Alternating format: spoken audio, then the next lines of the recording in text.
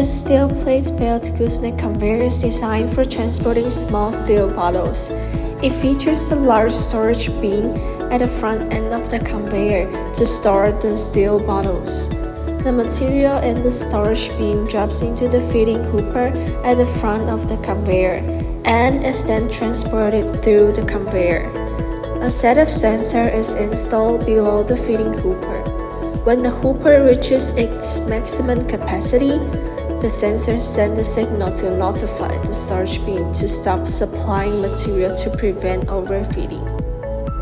To prevent small steel bottles from falling at heights, the incline section of the conveyor uses an open-style belt with a cover plate design.